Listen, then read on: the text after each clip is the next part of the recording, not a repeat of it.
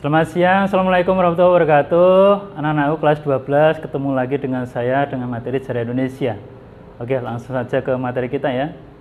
Selamat Anda bergabung dengan pelajaran sejarah e-learning sekarang ini. Pembelajaran yang akan dibahas mengenai proses munculnya reformasi.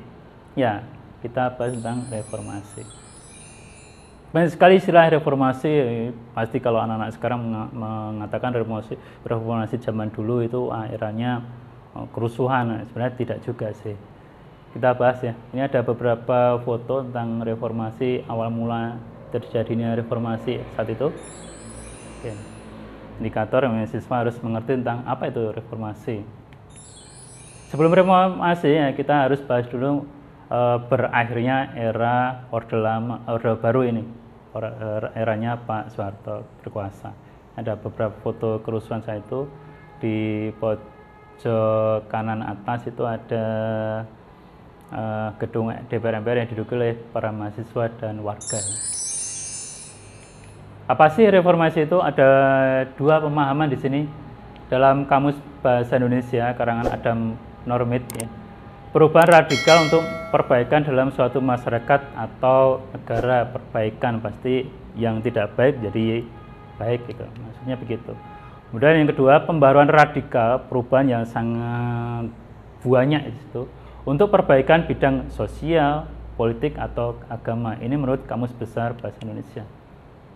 Kesimpulan kita di sini, reformasi adalah suatu perubahan tatanan perikehidupan yang lama ya, dengan tatanan kehidupan yang baru dan secara hukum menuju ke arah perbaikan. Jadi yang tidak cocok, tidak baik, tidak benar diarahkan ke hal yang baik, yang benar gitu, sesuai hukum yang berlaku.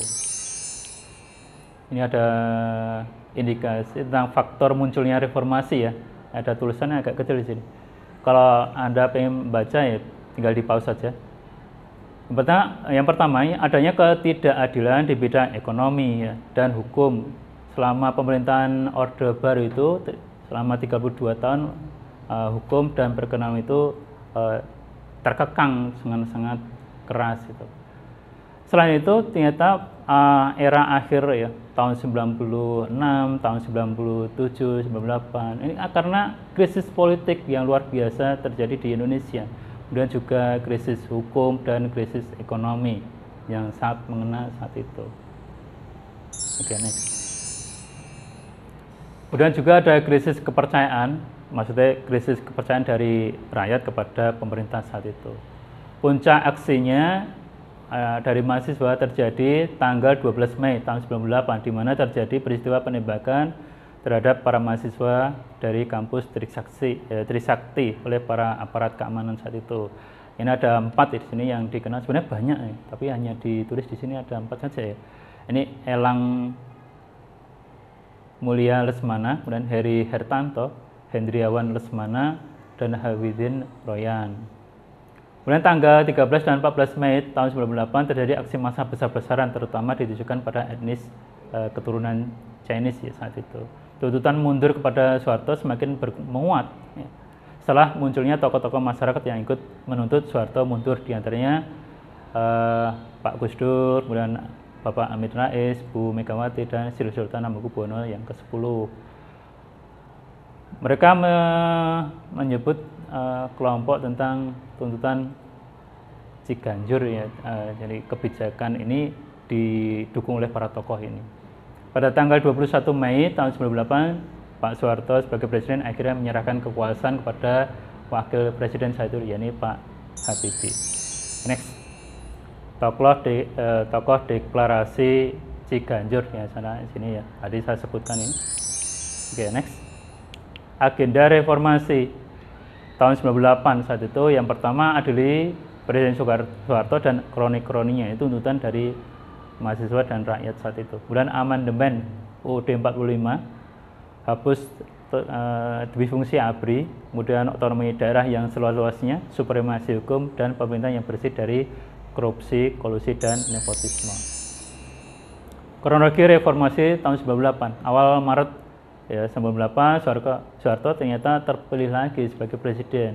untuk ke-7 kalinya pada saat pemilu berlangsung saat itu. Nah, memasuki bulan Mei tahun 98, mahasiswa mulai turun ke jalan menyuarakan tuntutan reformasi. Tanggal 12 Mei 2008 terjadi peristiwa Trisakti ini, sehingga para mahasiswa ini banyak yang hilang, banyak yang meninggal, banyak yang luka-luka juga. Kemudian tanggal 13-14 Mei 2008 terjadi kerusuhan massal di Jakarta, kemudian merembet ke kota-kota sampai ke kota Surakarta juga.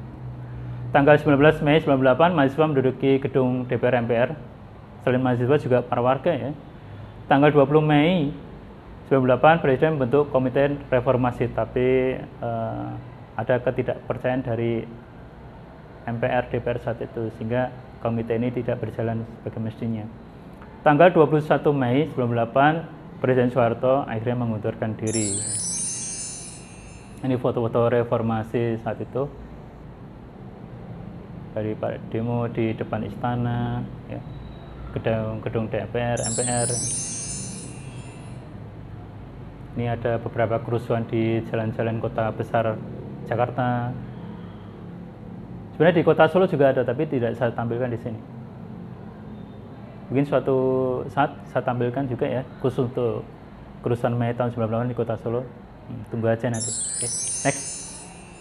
Ini foto-foto di pinggiran pojok-pojok kota Jakarta ya. Ada yang bakar-bakaran juga. Ini ada beberapa aparat yang ya berhasil menangkap para mahasiswa, warga, terus warga juga, ada juga yang mahasiswa yang terluka di sini. Sangat genting sekali saat itu. Ini mahasiswa dan warga menduduki gedung DPR MPR. Ini Pak Harto saat mengundurkan diri. Kemudian next ini Pak Habibie.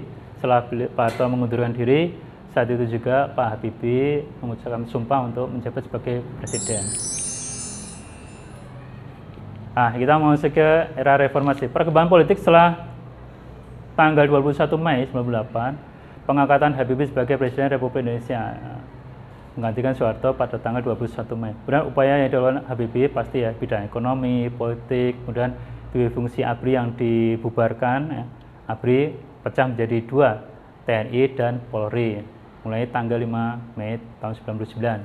Kemudian bidang hukum, Presiden Habibie saat itu juga mereformasi bidang hukum.